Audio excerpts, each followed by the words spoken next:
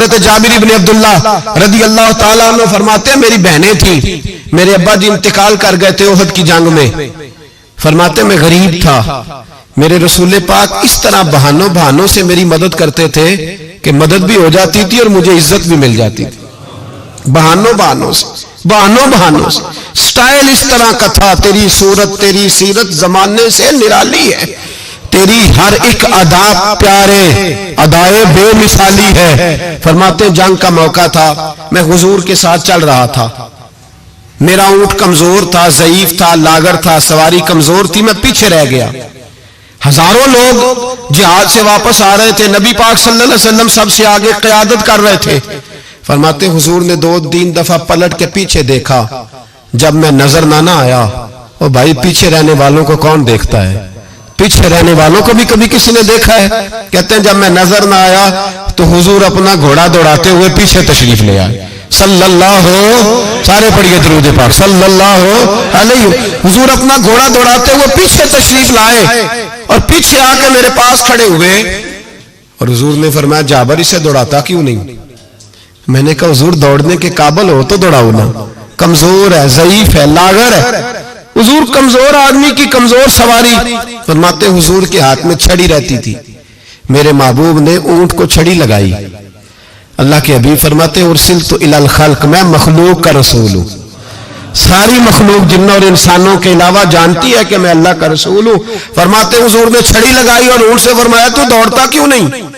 حضرت جابر کہتے ہیں جو سب سے پیچھے تھا وہ سب سے آگے نکل گیا، میں اس کی لگام پکڑ کے کھینچتا، پر اسے تو حضور کا حکم ملا ہوا تھا نا، ماتے آگے نکل گیا۔ قربان جاؤں محبوب کی ادائے دل نوازی پر، کہتے محبوب بھی گھوڑا دوڑا کے میرے پیچھے آئے تو میں آگے نکل گیا، میرے قریب آ کے فرمانے لگے چل یار ہمیں بھی ساتھ لے لے، ہم بھی تیرے قافلے میں شامل ہیں، ہمیں بھی خود بھیک دے خود ہی کہے منگتے کا بھلا ہو، خود بھیک دے خود ہی کہے منگتے کا بھلا ہو۔ فرمایا ہم بھی ساتھ ہیں، ساتھ لے لو۔ کہتے میں حضور کا چہرہ دیکھنے لگا، ایک جگہ پڑاؤ کیا تو فرمایا تیرا اونٹ پسند آ گیا یار، بوڑھا ہے پر آج بھی سب سے آگے نکل جاتا ہے، کمزور ہے پر آج بھی اس کی رفتار دوسروں سے زیادہ ہے، پسند آ گیا، بیچ نہیں دیتے؟ تو میں نے کہا حضور آپ کا ہی ہے رکھ لیں۔ فرمایا نہیں، تو بتا اگر مارکیٹ میں بیچتا تو کتنے کا تھا؟ کہتے میری جھکی جھکی نظریں، اور مجھے اونٹ کی بڑی ضرورت تھی، ایک کی تو میرے پاس جانور تھا، حضور نے کہا بیچ دو، تو ضرورت بڑی تھی، محبوب نے فرمایا بیچ دو، اب پیسوں کی بھی ضرورت تھی، اونٹ کی بھی ضرورت تھی، تو میں نے کہا حضور ٹھیک ہے۔ فرمایا مارکیٹ میں بیچو تو کتنے کا؟ حضور 6 دینار کا۔ تو میرے قریب نے فرمایا نہیں میں تو پورے 10 دوں گا، اور کہا بلال پیسے دے دو، مال مدینے جا کے لے لیں گے۔ حضرت بلال حبشی رضی اللہ تعالیٰ عنہ فرماتے میں نے پیسے دیے، جناب جابر کہتے میں مدینے پہنچا، میں نے اونٹ کو نہلایا دھلایا، پیارا سا کجاوا ڈالا، نئی رسی خرید کر میں نے لگام ڈالی، سجا سوار کے در رسول پہ لے گیا۔ محبوب پاک علیہ الصلوۃ والسلام مسجد سے باہر تشریف لا رہے تھے تو میں نے کہا حضور یہ آپ کا مال ہے، پیسے میں نے لے لیے تھے۔ کہتے حضور نے تھامی لگام اونٹ کی، اور میں جب اگلی گلی کے کونے سے پلٹنے لگا تو حضور کی آواز آئی جابر ذرا واپس تو آؤ۔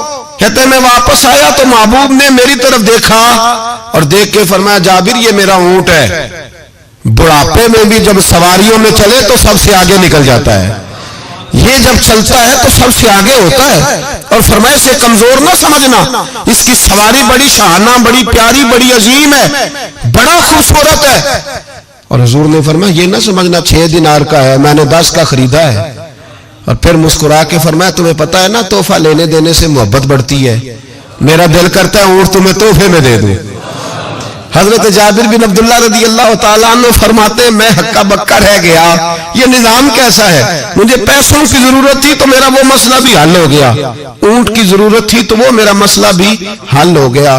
کہتے اونٹ کی لگام گردن پہ ڈالی اور میں چل رہا تھا اور سارے رستے کہہ رہا تھا اللہ نے جیسا رسول ہمیں دیا ہے، اللہ نے جیسا حبیب، وہ بول پڑے بریلی کے امام اور کہنے لگے سب سے اولا ہو آلہ ہمارا نبی، سب سے بالا ہو آلہ اپنے مولا کا پیارا ہمارا نبی، دونوں عالم کا دھولا ہمارا نبی، جس کی 2 بوند ہیں کوثر و سلسبیل ہے وہ رحمت کا دریا ہمارا نبی. اور کیا خوبصورت فکرہ ہے. کہنے لگے غمزدوں کو رضا مجدہ دیجئے کہ ہے.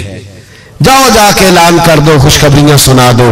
غمزدوں کو رضا مجدہ دیجئے کہ ہے بے کسوں کا سہارا ہمارا. تو رسول پاک علیہ السلام نے تعاون بھی فرمایا لیکن عزت کا خیال بھی فرمایا. نبی پاک نے نواز بھی دیا لیکن لائن میں لگا کر رسوائی نہیں کی. حضور کسی کو شرمندہ نہیں کرتے. نبی پاک کا طرز کلام, طرز گفتگو, طرز رہن سہن یہ کسی شخص کی گردنیں جھکاتا نہیں تھا بلکہ یہ گردنیں اٹھاتا تھا. یہ لوگوں کو وقار دیتا تھا. حضور نے لوگوں کو عزتیں دی, نوازا ہر آدمی. ہمارا یہ عقیدہ تو نہیں نا کہ صحابہ معصوم ہیں یا اہل بیت معصوم ہیں. ہمارا عقیدہ یا فرشتے معصوم ہیں یا نبی. باقی ہر شخص میں غلطی کی گنجائش ہے اور لوگ غلطیاں کرتے بھی تھے. آپ تاریخ کی کتابیں کھول کے دیکھیں ساری. حضور نے فرمایا یہ جو زبیر بن عوام ہے نا میرا صحابی, یہ میرا تنہائی کا دوست ہے. فرمایا یہ جو میرا سلمان فارسی ہے نا جنت اس کا انتظار کر رہی ہے. فرمایا یہ جو میرا مقداد ہے نا اللہ کے فرشتے اس پر فخر فرماتے ہیں. فرمایا یہ جو میرا عثمان غنی ہے فرشتے اس سے حیا کرتے ہیں. فرمایا یہ جو میرا مولا علی ہے نا فرشتوں میں اس کی بڑی دھوم مچی ہوئی ہے. یہ جو عمر ہے شیطان اس سے ڈرتا ہے. اور یہ جو ابو بکر صدیق ہے یہ میری ساری امت کا امام ہے. انسانوں میں کمیاں بھی تو ہوتی ہیں نا لیکن حضور آپ کو جب بھی نظر آئیں گے خوبیاں بیان کرتے نظر آئیں گے. یہ تو نبی پاک صلی اللہ علیہ وسلم نے فرمایا کہ آخری زمانے کے اندر یہ کمیاں پائی جائیں گی لیکن ان کمیوں پر سزائیں حضور نے تادیباً بیان کی. لیکن آنے والی قوم کی جو عظمتیں نبی پاک نے بیان کی کیونکہ حضور عزتیں دینے آئے. میرے حضور نے صحابہ کے بیچ بیٹھ کے فرمایا یہ نہ سمجھنا جو آنے والے ہوں گے بالکل نکمے ہوں گے. تم نے تو مجھے دیکھ کے کلمہ پڑھا ہے. تم نے تو ڈوبے ہوئے سورج کو پلٹتے ہوئے دیکھا ہے. تم نے تو چاند کے 2 ٹکڑے ہوتے دیکھے ہیں. تم نے تو پتھروں کو کلمہ پڑھتے دیکھا ہے, درختوں کو سجدے کرتے دیکھا ہے. فرمایا تمہیں ایک بار مبارکباد اور جو مجھے بن دیکھے کلمہ پڑھیں گے انہیں 7 بار مبارکباد, انہیں 7 بار مبارکباد. تو عزیز یاد رکھیں حضور عزت دینے آئے. کسی شاعر نے بڑا خوبصورت جملہ کہا تھا. اس نے کہا تھا تو نے ہر شخص کی قسمت میں یہ عزت لکھی اور آخری خطبے کی صورت میں وصیت لکھی. محبوب آپ نے وہ خطبہ حجت الوداع پڑھے تو ہر شخص کے لیے وصیت لکھی. عورتوں کا خیال رکھنا, بوڑھوں کا خیال رکھنا, دین کو پھیلانا, غلاموں سے حسن سلوک کرنا. حضور سعادت دینے آئے.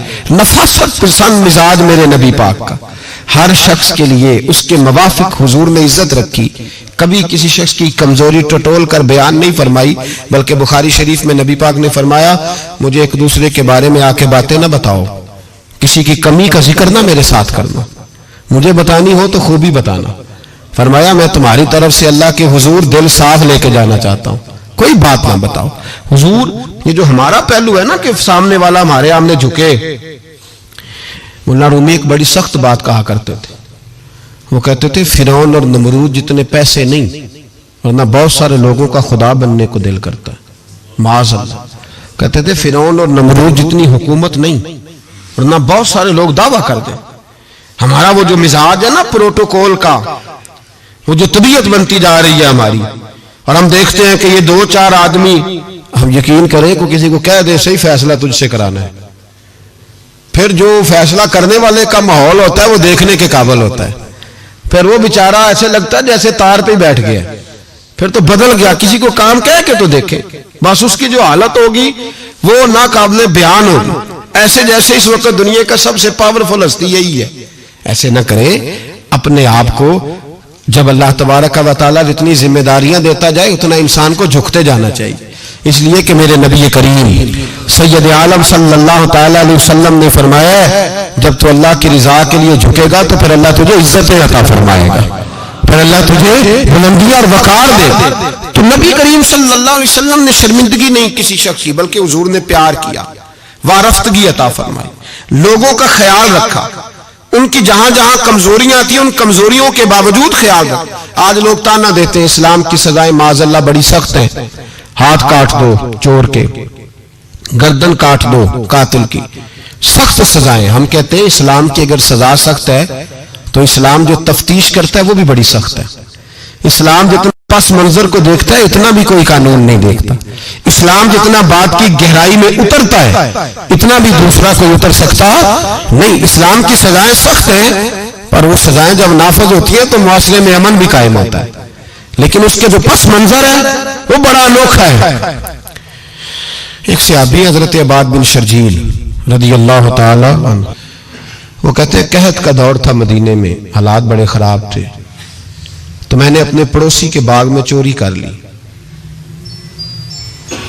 کچھ کھجورے اور انگور میں نے کھا لیے، کچھ میں نے اپنی چادر میں چھپا لیے.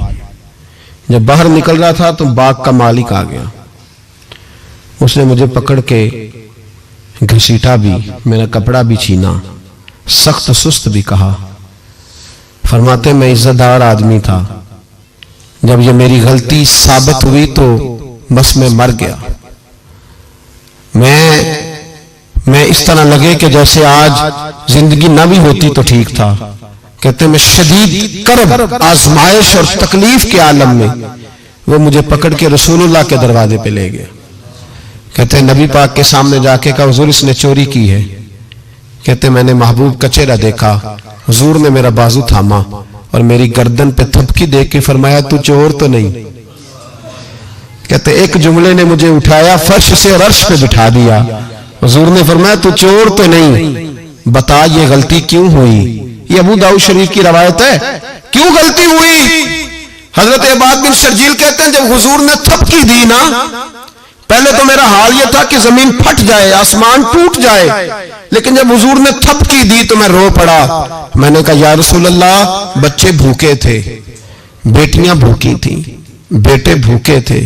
حضور اپنی تو میں برداشت کر سکتا پر بچیاں تھیں جو پہ روٹی مانگتی تھی تو میں حضور میں ٹوٹ جاتا تھا. اس سے 2 4 5 دفعہ ادھار مانگا، اس نے دیا. حضور میں دھوکہ نہیں دے سکتا، فریب فراڈ نہیں کر سکتا. یا رسول اللہ صلی اللہ علیہ وسلم ادھار مانگا، کچھ دیر لوگوں نے دیا، پھر نہیں دیتے تھے، مجبور ہو گیا. یہاں چور کے ہاتھ نہیں کٹے، بلکہ یہاں کیا کمال فرمایا میرے رسول نے، یہاں کیا رنگ ارشاد فرمایا. حضور نے اس کو فرمایا جو پکڑ کے لایا تھا، فرمایا تجھے پتا تھا یہ بھوکا ہے؟ حضور پتا تھا. تو فرمایا تو نے روٹی کیوں نہیں کھلائی؟ تجھے پتا تھا یہ ننگا ہے؟ حضور پتا تھا. تو کپڑا کیوں نہیں دیا؟ اب حضور سزا دینے لگے تو فرمایا چل اب سزا یہ ہے کہ 2 اونٹ مال کے بھر کے اسے دے، اور دیکھنا آئندہ بھی اس کا ضرور خیال رکھتے رہنا. جہاں مجرم کو ملتی ہیں جزائیں بھی عطائیں بھی، مدینے میں جو لگتی ہے عدالت ہو تو ایسی ہو، مدینے میں جو لگتی ہے عدالت ہو تو ایسی. اور اعلیٰ حضرت فرماتے چور حاکم سے چھپا کرتے ہیں یا اس کے سوا، تیرے دامن میں چھپے چور انوکھا تیرا. میرے رسول پاک علیہ الصلوۃ والسلام نے لوگوں کو شرمندہ نہیں کیا، بلکہ نبی پاک صلی اللہ علیہ وسلم آگے بڑھا کرتے تعاون فرماتے، دیکھتے تھے کہاں میری کس کو ضرورت ہے. اور حضور سید عالم صلی اللہ علیہ وسلم کے پاس جا کے کوئی شخص یہ نہیں محسوس کرتا تھا کہ پتہ نہیں یہ کیا کریں گے، پتہ نہیں ان کا لب و لہجہ کیا ہوگا، یہ کس طرح سے بات کریں گے، کیسے چیز آگے بڑھے گی. بھائیو اپنے کردار میں وہ رانائی پیدا کریں، وہ خوشبو پیدا کریں، وہ مٹھاس پیدا کریں کہ لوگ آپ کے قریب آنا پسند کریں، لوگ آپ کو اپنی بات سنانا پسند کریں. باتیں اور آتی جا رہی ہیں میرے ذہن میں پر وقت سمٹتا جا رہا ہے. ایک بات اور کرنی ہے آپ سے. اور آپ کو پتہ ہے قرآن پاک نے کہا یہودیوں پہ اللہ نے ذلت مسلط کر دی ہے، یہ ذلیل ہے، ان کا کوئی دیش نہیں. یہ جہاں انہوں نے قبضہ کیا وہ نا فلسطین میں، یہ قبضے کی جگہ ہے اور ایک مٹھی بھر ملک ہے، شاید 60-70 لاکھ آبادی ہو اسرائیل کی. اگر امریکہ اس کی مدد نہ کرے تو اسرائیل قائم نہیں رہ سکتا. اور اس کے گرد 12-14 اسلامی ملک ہیں. جتنی اسرائیل کی کل آبادی ہے اتنے مصر کی صرف فوج ہی فوج ہے. اتنا چھوٹا ملک اور مسلمانوں کو للکارتا ہے. مجبوری یہ ہے کہ ہم جب امریکہ کے بارے میں بات کرتے تھے تو لوگ کہتے تھے مولانا وہ جو آپ کی گاڑی کا ٹائر پنکچر ہوا ہے وہ بھی امریکہ نے کرایا ہے. مذاق کرتے تھے. مجھے کچھ لوگ پچھلے دنوں کہنے لگے صاحب جی آپ ایسے ہی باتیں کرتے ہیں، امریکہ کا تو ہم سے پیار ہے. تو میں نے کہا بالکل ہے، اس طرح کا جس طرح کا بکرے کا کسائی کے ساتھ ہوتا ہے اور کسائی کا بکرے کے ساتھ ہوتا ہے. اسے چارہ بھی دیتا ہے، پانی بھی دیتا ہے، تعاون بھی کرتا ہے، لیکن جب وقت آتا ہے تو چھری بھی پھیرتا ہے. یہی پیار امریکہ کا آپ کے ساتھ. وہ زلزلوں پہ تعاون بھی کرتے ہیں، اور جب وقت آتا ہے تو چھری بھی پھیرتے ہیں۔ بیت المقدس مسجد اقصی معمولی جگہ نہیں۔ حضور نے فرمایا 3 سفر کرو تو سمجھنا ہم عبادت کر رہے ہیں۔ کون کون سے؟ فرمایا اگر بیت اللہ جاؤ تو عبادت سمجھ کے جانا، مسجد نبوی کی طرف جاؤ تو عبادت ہے، اور مسجد اقصی کی طرف جاؤ تو یہ بھی عبادت ہے۔ اور فرمایا مسجد اقصی میں جس نے ایک نماز پڑھی اسے 25,000 نمازوں کا ثواب ملے گا۔ اور میرے رسول پاک نے یہ وہ مسجد ہے جس کے ساتھ معراج شریف جڑا ہوا ہے۔ قرآن پاک نے کہا کہ اس مسجد میں سبحان اللہ ذی اسریٰ بعبدہ لیلا من المسجد الحرام الی المسجد الاقصی۔ مسلمانوں، قرآن کہتا ہے کہ تمہارے معراج کی شان رسول پاک کی مسجد اقصی سے جڑی ہے۔ جس محبوب کو رب معراج کرائے تو مسجد اقصی میں لا کے کرائے۔ وہ جگہ معمولی جگہ ہے، وہ معمولی جگہ ہے مسجد اقصی۔ نبی پاک نے وہاں نبیوں کی امامت کرائی، 17 مہینے اس مسجد کی طرف منہ کر کے تیرے اور میرے رسول نے نمازیں پڑھی۔ چھوٹی جگہ ہے، اور پوری دنیا کا مسلمان اسے چاہیے شرم سے گڑ جائے۔ ایک امریکہ کا صدر بول کے کہتا ہے کہ اسرائیل کو اجازت ہے اسے دارالحکومت بنائے، اور مسلمان حکمران بیان دے رہے ہیں ظالموں، لٹیروں، تم اپنی سیاستیں چمکانے کے لیے پہلے ایک دوسرے کو گالیاں دیتے ہو، پھر اکٹھے بیٹھ جاتے ہو نمبرنگ کرنے کے لیے۔ تم دین کے اس مسئلے میں سارے اکٹھے کیوں نہیں بیٹھے؟ سارے پاکستان کے سیاستدانوں کو، علماء اور مشائخ کو چاہیے تھا ایک پیٹ پہ اکٹھے ہوتے، اکٹھے بیٹھ کے ایک بیان ہی دے دیتے، ایک بات ہی کر دیتے۔ پھر میرا سلوٹ ہے ترکی کے صدر کو، پھر میرا سلوٹ ہے ترکی کے صدر کو۔ اس نے بہت عرصہ پہلے کہا تھا مسجد اقصی میری خواب میں آئی تھی، اور رو کے کہتی تھی آئے مجھے کوئی صلاح الدین ایوبی کا ماننے والا، کوئی آئے مجھے بچائے۔ کہتے میری خواب میں آئی تھی اور روتی تھی، کہتی تھی کوئی آئے۔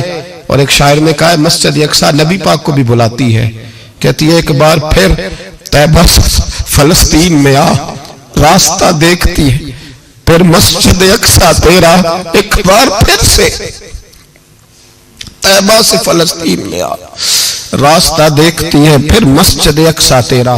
کوئی بول رہا ہے نہیں اتنا مقدس مقام، چھوٹے چھوٹے بیان، اور کہیں اکٹھے ہو جاؤ، میں بتاتا ہوں تمہیں مسئلے کا حل کیا ہے، میں بتاتا ہوں۔ 2 کام کرو، ایک کام وہ کرو جو حضرت سلمان فارسی نے کیا تھا، سنو حل سنو مسئلے کا۔ میں چھوٹا آدمی ہوں پر حل سنو مسئلے کا۔ زندگی میں ایک کام مسلمان کر لے، جٹ بن کے، بھٹ بن کے، رائی بن کے، پاکستانی، مصری، سعودی بن کے بڑا جی لیا۔ ایک کام وہ کرے جو حضرت سلمان نے کیا تھا۔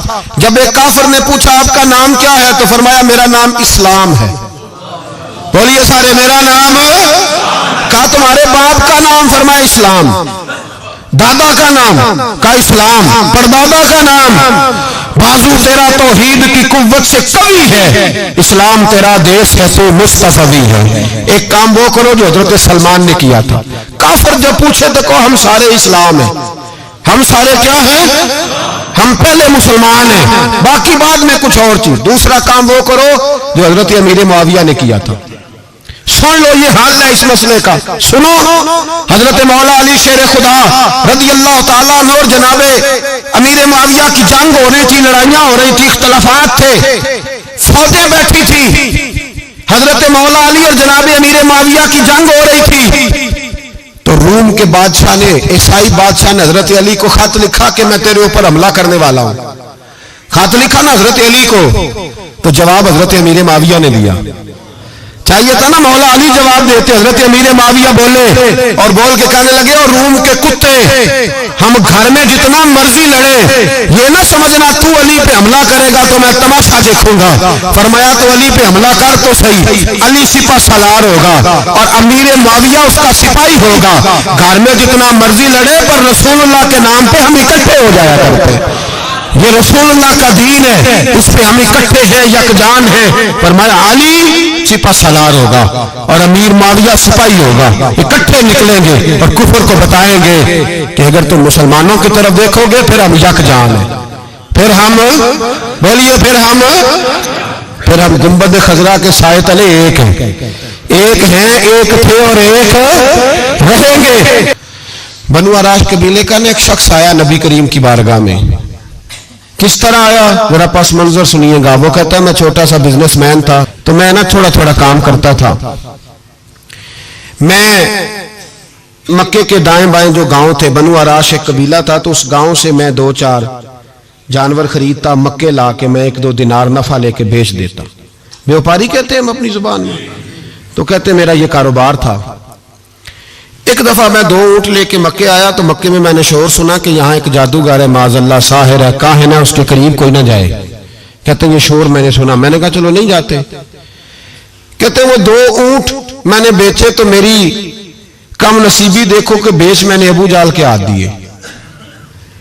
اونٹ خرید لیے تو مجھے کہنے لگا کل پیسے لے لینا. میں نے کہا گھر کہاں ہے؟ کہنے لگا فلاں گلی میں، فلاں محلے میں، فلاں جگہ میرا گھر ہے. کہتے ہیں میں مجبور تھا، چھوٹا سا کاروباری تھا، میں بڑا بزنس مین نہیں تھا.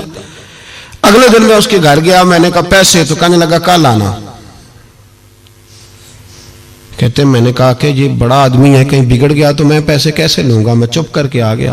2 راتیں مجھے چوک میں سوتے ہوئے ہو گئی. نہ تو میرا کوئی رشتہ دار تھا، نہ کوئی زمانہ تھا ہوٹلوں کا، مجبوری تھی. تیسرے دن میں پھر گیا تو میں نے کہا پیسے؟ کہنے لگا کل آنا. تو میں نے کہا یار میرا یہاں کوئی بھی نہیں، میں سڑک پہ سوتا ہوں، مہربانی کر میرے پیسے دے.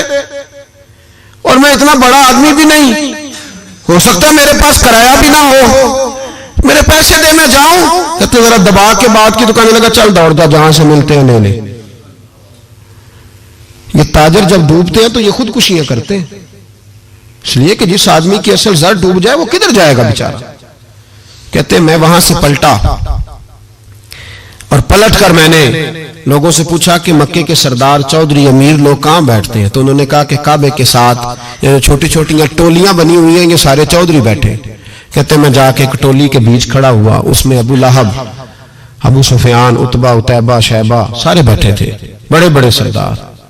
میں نے ان سے کہا کہ بھائی چودھریو میری تھوڑی مدد کراؤ، ایک آدمی کو پیسے دیے ہیں، مال دیا ہے، وہ پیسے نہیں دے رہا، میں مجبور ہوں، پردیسی ہوں، غریب ہوں، میری مدد ہو جائے. تو کہتے ہیں وہ عتبہ بول کے کہنے لگا کون ہے جو تیرے پیسے دبا گئے؟ اتنی ضرورت کسی کی؟ ہمارے ہوتے ہوئے نام لے. تو کہتے ہیں میں نے کہا کہ ابو جال نام ہے اس کا. کہتے ہیں گردنیں جھوک گئیں. کہنے لگے تو بڑے گنڈے کے پاس پھنس گیا، وہ تو سردار ہے سارے گنڈوں کا، وہ تو نہیں ملتے پیسے، مشکل ہے. کہتے ہیں میں کانپنے لگا کہ میرے پیروں تو زمین نکل گئی، یار پیسے نہیں ملیں گے تو میں تو گھر نہیں جا پاتا، کرایہ بھی نہیں. کہتے ہیں عتیبہ نے مذاق کیا، سامنے خانہ کعبہ کے ساتھ ٹیک لگا کے رسول پاک تشریف فرماتے، معاذ اللہ ثم معاذ اللہ نقل کفر نہ باشد. اس نے مذاق کیا، کہنے لگا وہ جو بندہ بیٹھا ہے نا وہ تیرا مسئلہ حل کر سکتا ہے. کہتے اس نے مذاق کیا، باقی تالی لگا کے ہنسنے لگے. مجھے سمجھ نہ آئی، بھیجتے بھی ہیں، مذاق بھی اڑاتے، پر ڈوبتے کو تنکے کا سہارا میں چلا گیا.